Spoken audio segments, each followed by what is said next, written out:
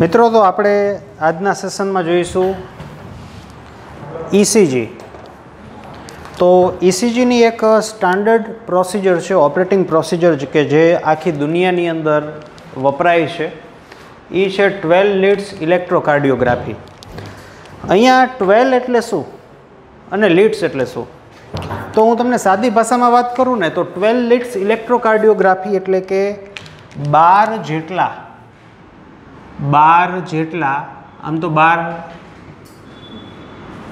કઈ જગ્યાએ છે શું છે એ તો બહુ ડિટેલ વસ્તુ છે, પણ આપણે ઉપર છેલ્લું ભણીશું. 12 જેટલા ઇલેક્ટ્રોડ દ્વારા થતી ઇલેક્ટ્રોકાર્ડિયોગ્રાફી જેને આપણે ECG તરીકે ઓળખીએ છીએ. હવે ECG ગ્રાફ તમે જોયો હોય પિક્ચરની અંદર, ટીવીમાં વગેરે વગેરે જગ્યાએ જોયું હોય કે આવી રીતનો જે ગ્રાફ જતો હોય છે એને ECG ગ્રાફ તરીકે આપણે ઓળખીએ. તો આ વસ્તુ શું છે? ECG વસ્તુ જે છે તે હૃદય રોગની અનિયમિતતા જાણવા માટેની ડાયગ્નોસિસ, નિદાન માટેની એક પદ્ધતિ છે. તો ECG દ્વારા આપણને કોઈ હૃદયરોગ છે, એમાં પણ ખાસ કરીને બ્લોકેજની ચર્ચા કરું, એને લગતા અથવા કોરોનરી આર્ટરી ડિસઓર્ડર જે છે એને લગતા રોગો, માયોકાર્ડિયલ ઇન્ફેક્શન્સ છે, કઈ જગ્યાએ છે, તો એની આપણને ખ્યાલ આવે, વાત રજૂ થાય. તમે નહીં માનો પણ ECG એટલે આખી હૃદય જે છે એની 3D ઇમેજ આપે. જોતા આવડે તો ECG તમને હૃદયની આખી 3D ઇમેજ રજૂ કરી દઈએ, ગ્રાફના સ્વરૂપમાં જ. યસ, ચાલો સ્ટાર્ટ કરીએ આગળ. હવે તમે છે ને આવો ગ્રાફ જોયો હોય,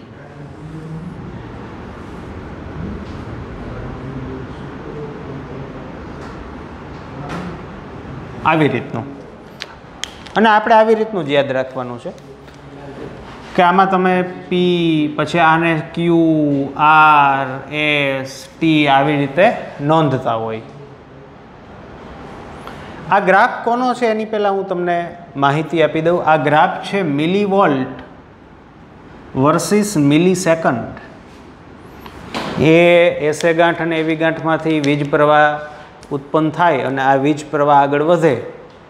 આ ઉત્પન્ન થતો જે વીજ પ્રવાહ છે એને આપણે આપણી સપાટી ઉપર, શરીરની સપાટી ઉપર ઇલેક્ટ્રોડ્સ રાખીએ તો એને નોંધી શકીએ.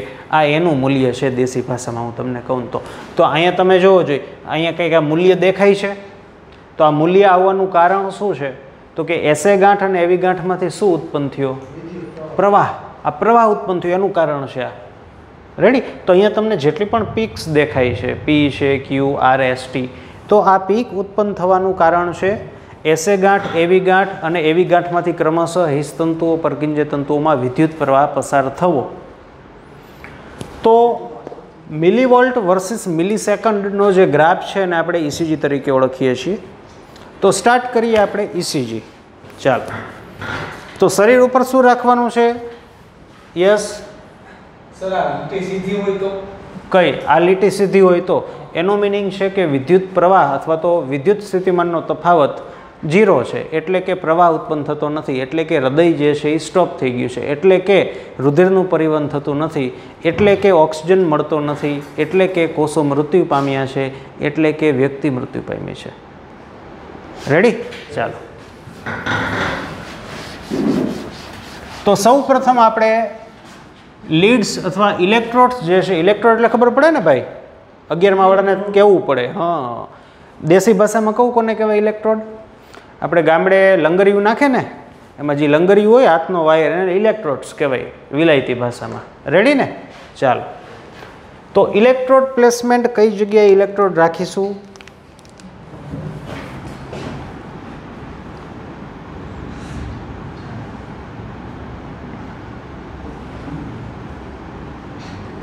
કેટલા ઇલેક્ટ્રોડ રાખવાના છે? 12 વડીલ, 1 2 2 નહીં, 12. 12 લેટ્સ ઇલેક્ટ્રોકાર્ડિયોગ્રાફી છે. 2 રાખી શકાય એવું ન હોય. આને સાદી ભાષામાં કહેવાય 12 કેમેરા રાખ્યા. હું જે વાત કરું કે હૃદયની 3D ઇમેજ આવે, 12 જગ્યાએથી ઇમેજ, 12 જગ્યાએથી વોલ્ટેજ જે છે ને એ નોંધાશે.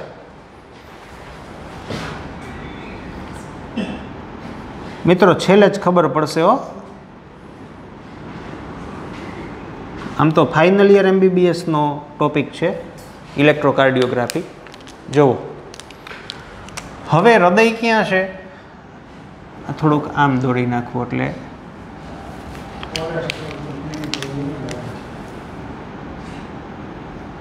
વચ્ચે કંઈક વ્યવસ્થિત લાગે.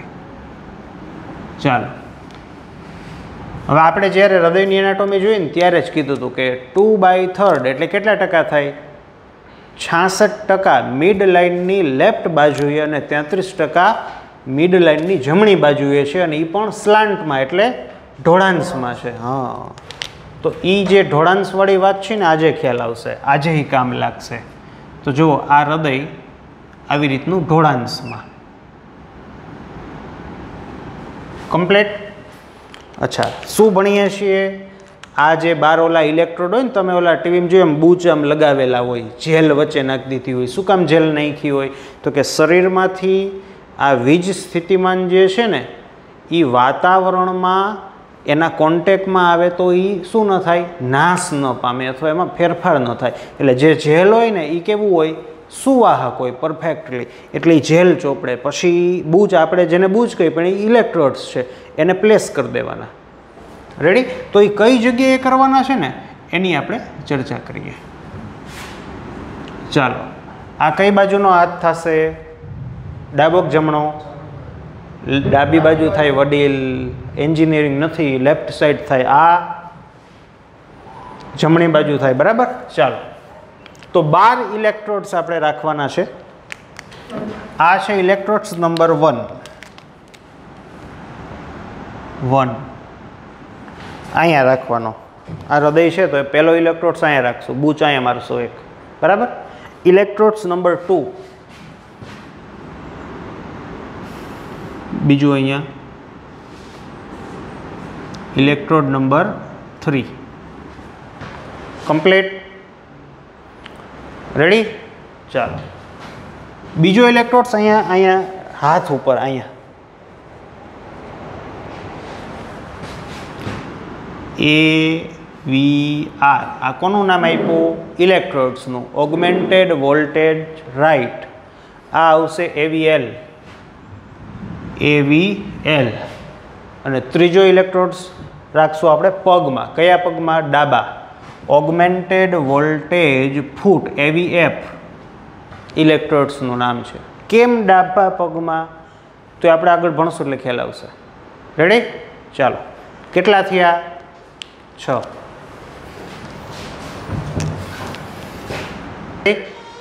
ચાલો, તો ટોટલ 6 થયા. હવે બાકીના 6 વધ્યા. તો બાકીના 6 હૃદયની બાજુમાં અહીંથી આપણે સ્ટાર્ટ કરશું, અને 3Dમાં વિચારો તો છેક આમ પાછળ સુધી રાખશું. બરાબર? તો એ થશે V1, V2, V3, V4, V5, V6. Ready? તો 6 જે હશે આપણે આવી રીતે અહીંથી આમ પાછળ રાખ્યા. 1 2 3 augmented voltage left, right and foot. ફૂટવાળો જે છે પગ એ ડાબા પગમાં આપણે રાખવાનો. કેમ? તો એ આપણે જોઈએ.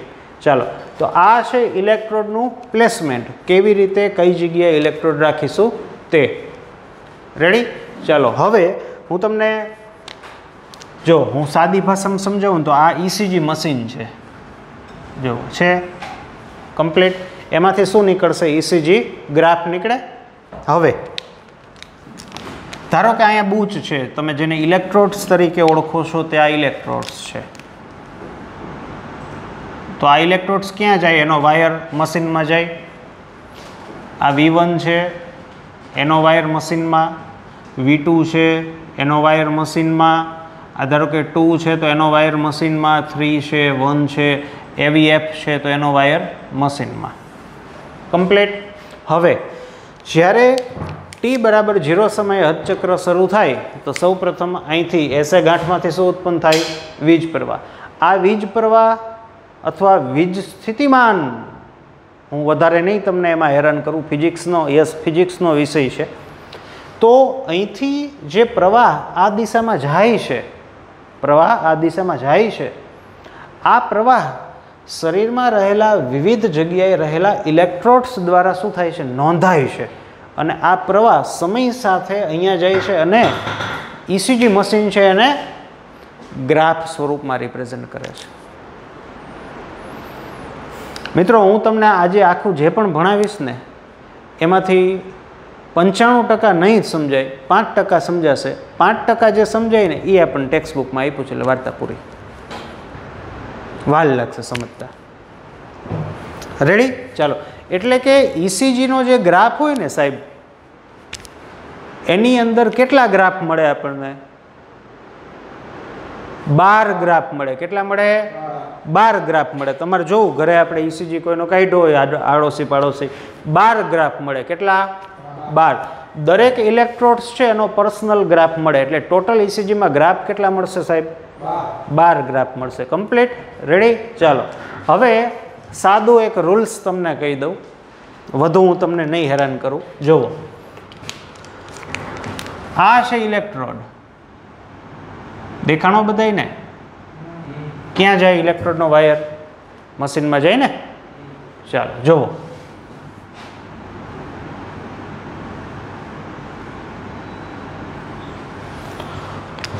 હવે જો ઇલેક્ટ્રોડની દિશામાં વીજ પ્રવાહ આવે, ઇલેક્ટ્રોડની દિશામાં વીજ પ્રવાહ આવતો હોય, પ્રવાહ જાય, તો મશીન પોઝિટિવ પીક દર્શાવે. એટલે કે આપણને આવી પોઝિટિવ પીક આવે. સમજો તમે. કમ્પ્લીટ? જો ઇલેક્ટ્રોડની વિરુદ્ધ દિશામાં વીજ પ્રવાહ જાય તો મશીન આપણને નેગેટિવ પીક દર્શાવે. આવી રીતનો. કમ્પ્લીટ? રેડી? યસ. નેગેટિવ તરફ જાય પ્રવાહ. નેગેટિવ તરફ નહીં, ઇલેક્ટ્રોડની વિરુદ્ધ દિશા તરફ જાય. હમણાં બતાવી દઉં અહીંયા. હવે તમને પેલો સદિશ કહીશું, કઈ બાજુનો નેટ સદિશ થાય, પછી આપણે સ્ટાર્ટ કરીએ. ચાલો, આટલી ખબર પડી. હવે જો મીન્સ કે ઇલેક્ટ્રોડની દિશા તરફ જાય તો કેવી પીક આવે? વિરુદ્ધ બાજુ જાય તો નેગેટિવ. રેડી? હવે પ્રવાહની દિશા જુઓ. પ્રવાહની દિશા આવી છે. આમ હું પ્રવાહ દર્શાવું તો આ ઇલેક્ટ્રોડની નજીક આવે કે દૂર જાય? મને કહો તો. આમ યસ, જો આમ વયો ગયો દૂર. જોયું? તો કેવી પીક આવે? આવી આવે. જો પેલા નજીક આવ્યો તો પોઝિટિવ. હા, સમજ્યા ને? દૂર ગયો નેગેટિવ. સમજાણો? આવી પીક આવે. કમ્પ્લીટ? આટલી ખબર પડી. તો કઈ જગ્યાએ છે ઇલેક્ટ્રોડ? એનું સ્થાન ખાસ ખબર હોવી જોઈએ. V1 to V6 ચેસ્ટમાં, બરાબર? 3Dમાં ફરતી બાજુએ 1 2 3. પછી એક ડાબા હાથ ઉપર, જમણા હાથ ઉપર અને ડાબા પગ ઉપર. આટલી ખબર પડી. ચાલો ધ્યાન આપો. રેડી? તો ઇલેક્ટ્રોડ પ્લેસમેન્ટ જે છે મગજમાં આવવું જોઈએ. એમને આપણે ગ્રાફ ચાલુ કરશું આમ લીટોડિયા, તો કયો ઇલેક્ટ્રોડ ક્યાં છે ખબર હોવી જોઈએ ને કાંઈ ખબર ન પડે. રેડી? ચાલો, આટલી વસ્તુ 1 2 3 ક્યાં છે ખબર પડી. AVL AVR AVF પગમાં, ડાબા પગમાં શું કામ એમને ખબર પડશે. બરાબર? ને V1 to V6. ચાલો, આ વસ્તુ કે પ્રવાહ ઇલેક્ટ્રોડની દિશામાં તો પોઝિટિવ, વિરુદ્ધ દિશામાં નેગેટિવ, ને આવી રીતે આમાં આવે તો આવી રીતનું. ચાલો હું બીજો ક્વેશ્ચન પૂછું. ધારો કે પ્રવાહ આમ જતો હોય તો આમ આવે તો કેવી પીક આવે? એવી જ પીક આવે. ઘણા એમ ઊંધું કહીએ, એવી ન આવે. રેડી? ચાલો, ધારો કે આ તો હવે આખું ફિઝિક્સ જેવું આવે, એવું થાય નહીં, પણ આમ જાય તો પ્રવાહ નો તો બદલાઈ જાય. જો પેલા આમ છે એટલે નેગેટિવ આવે ને. હા, રેડી? આવું થાય, બદલાઈ જાય, એનું ઊંધું થઈ જાય. આટલી ખબર પડી. ચાલો,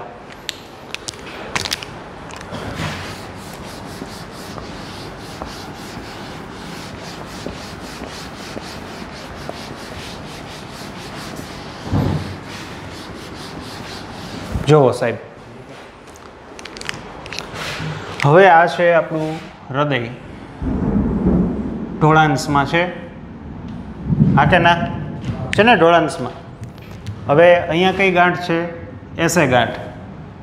રેડી? આ છે એવી ગાંઠ. હવે અહીંથી પ્રવાહ સ્ટાર્ટ થાય છે, વીજ પ્રવાહ.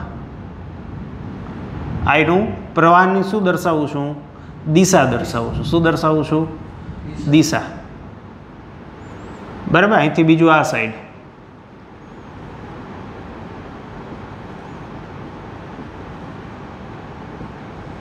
પછી અહીંથી આ સાઈડ,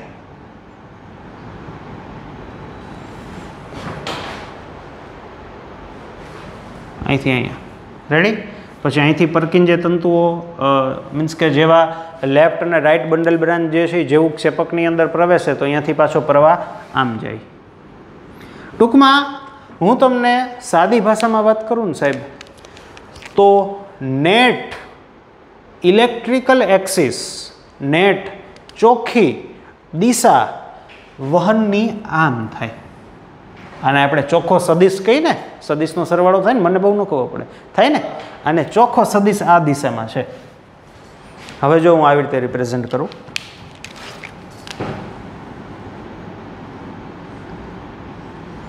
હમણાં ખબર પડી જાય તમને. ચાલો, આ હૃદય મેં દોર્યું, આ હૃદય દોર્યું. રેડી? કઈ બાજુ સદિશ છે? આ બાજુ. જુઓ, નેટ એક્સિસ આ બાજુ છે ને, હા કે ના? રેડી? હવે ઇલેક્ટ્રોડ્સ કઈ કઈ જગ્યાએ છે? જો એક અહીંયા છે, એવી L left, augmented voltage left, augmented voltage right, augmented voltage foot. બરાબર? આ છે 1 2 3, V1 V2 V3 V4 V5 V6 complete. Ready? આમાં સાહેબ એટલું જ મારે કહેવાનું છે તમને કે હું હવે પહેલાં તમને આજે ઇલેક્ટ્રોડ્સ કયા સ્થાને છે મગજમાં ખબર હોવી જોઈએ. હવે હું એમ કહું કે V1નો ECG કેવો થાય, ચાલો સાદી રીતે સમજાવું. જો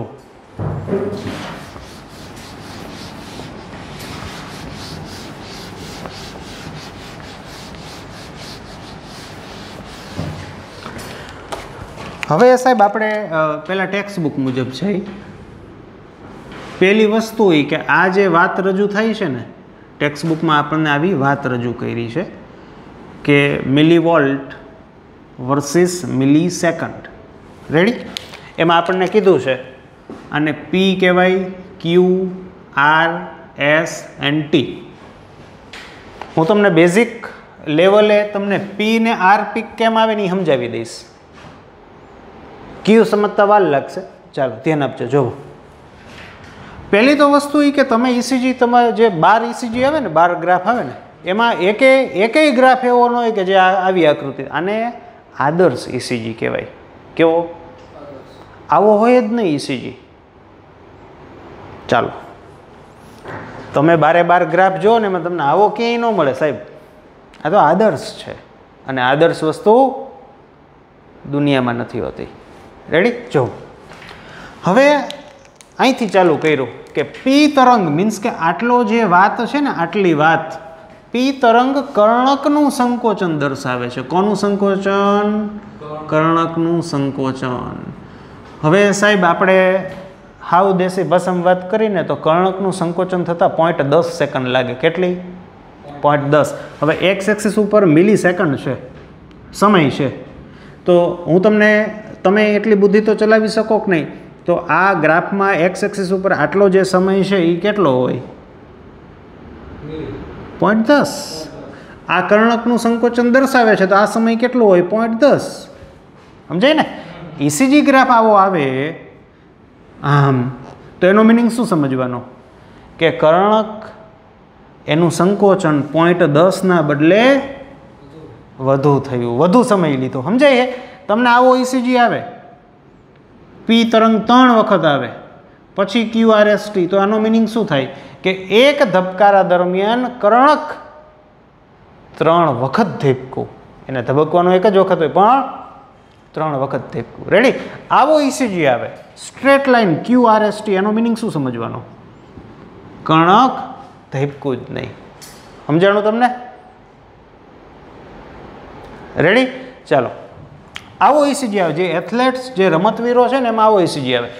રમતવીર છે અથવા તો ક્યારેક આપણે અતિશય ઉત્સાહમાં આવી જાય, મીન્સ કે અતિશય મોજ આવી ગઈ એવી કોઈ ખબર આપણે સાંભળીએ ને, તો જો આ નોર્મલ ECG,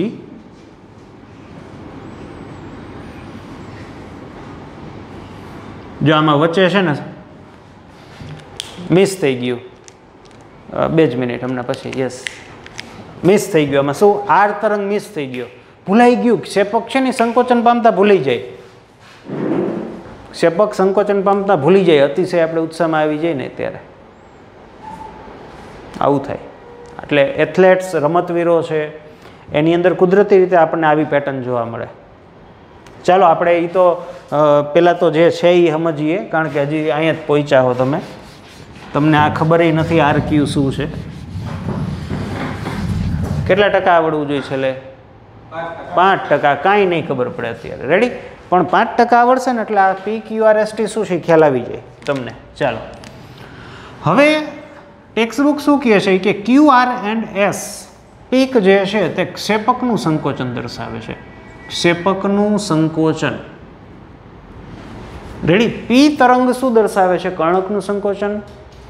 Q, R અને S છે ક્ષેપકનું સંકોચન, અને T તરંગ જે છે ને તે ક્ષેપકનું વિકોચન દર્શાવે છે. ક્ષેપકનું વિકોચન. કર્ણકનું વિકોચન નથી જોઈ શકાતું, કારણ કે એના વિકોચન દરમિયાન ઉત્પન્ન થતો જે વીજ સ્થિતિમાનનો તફાવત છે એનું મૂલ્ય અતિશય ઓછું છે, જે ઇલેક્ટ્રોડ્સ એને નોંધી શકતા નથી. રેડી? ચાલો, આટલી ખબર પડી. ચાલો, હવે છે ને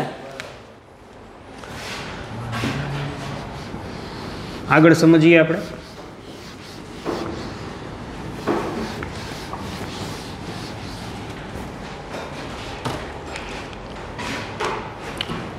જોજો સાહેબ, ECG ચાલુ કરું છું.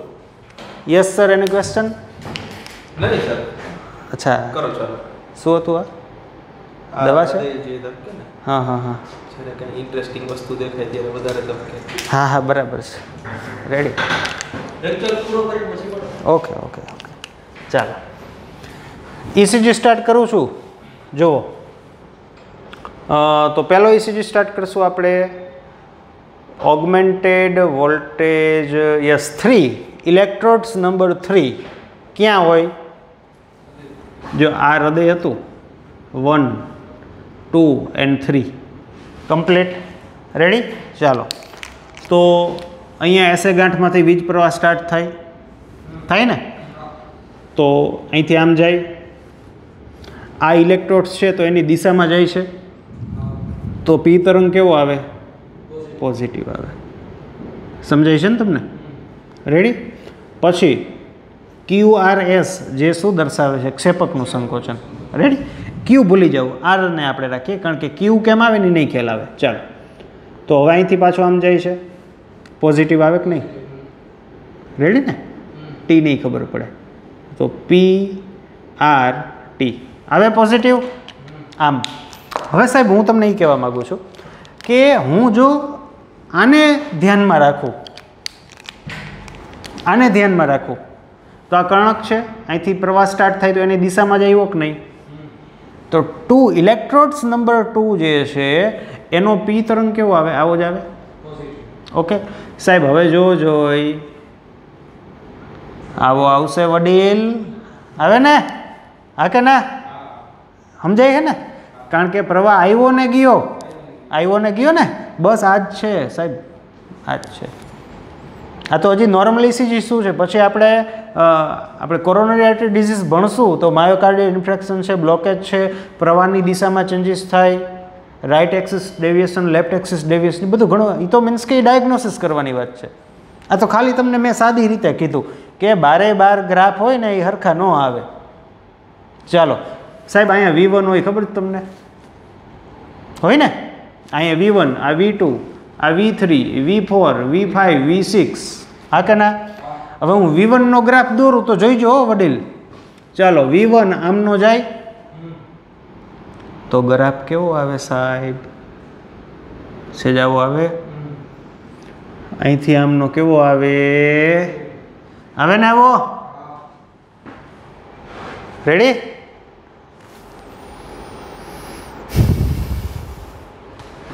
સાહેબ અહીંયા V6 હોય આ V5 છે V5 એનો ગ્રાફ દોરું તો એનો P તરંગ R તરંગ પોઝિટિવ આવે સાહેબ એક્ઝેક્ટ એની ઉપર જ આવે છે હવે આ V3 હોય V3 તો સાહેબ એનો P તરંગ પોઝિટિવ જ્યારે R તરંગ બાયફેઝિક આવે નજીક આવ્યો અને ગયો છે આવો આવે ગ્રાફ છે ચાલો જોજો હવે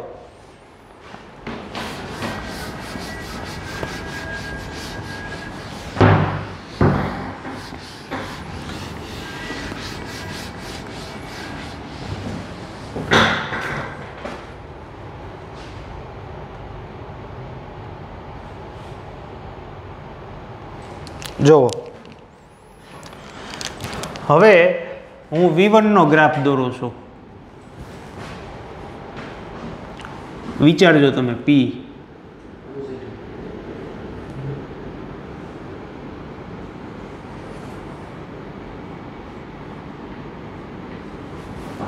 V2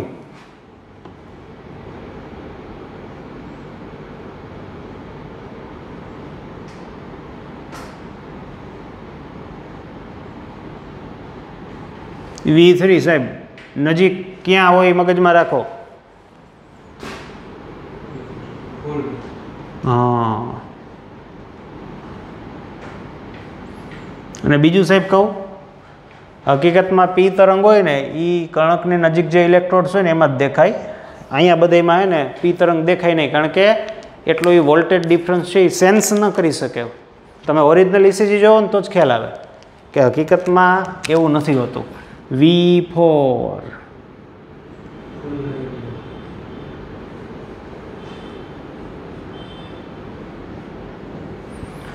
V5 પોઝિટિવ V6 વધુ પીક દર્શાવશે સાહેબ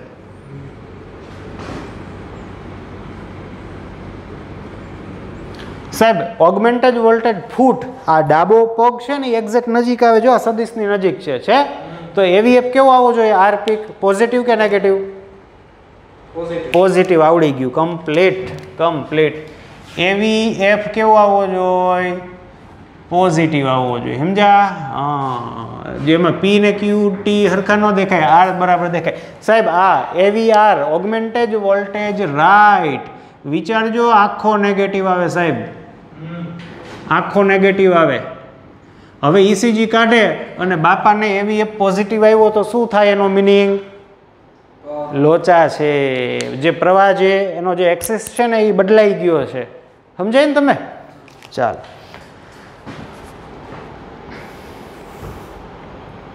આ છે આપણો પાર્ટ 1 ECG પાર્ટ 1 તમે થોડુંક વિચારજો મિત્રો જેને કહેવાય ને આપણે શું કઈ સાદી ભાષામાં કંઈક બંધ બેહાડવું પડશે એમ ન સમજાય બહુ વાર લાગે જે પહેલી વખત 11th તો વધારે તકલીફ પડે પણ તમે કાંઈક ગોઠવશો અને ગોઠવા પછી તમે વાંચશો ને ટેક્સ્ટ બુક એટલે તમે આપણે ખાલી એટલીસ્ટ PQRST શું છે ને એટલી જ વાત કરવાની છે આ છે પાર્ટ 1 ફરીથી નેક્સ્ટ સેશનમાં આપણે ECG વિશે જોઈશું એટલે તમને વધારે ખ્યાલ આવશે મળીએ નેક્સ્ટ સેશનમાં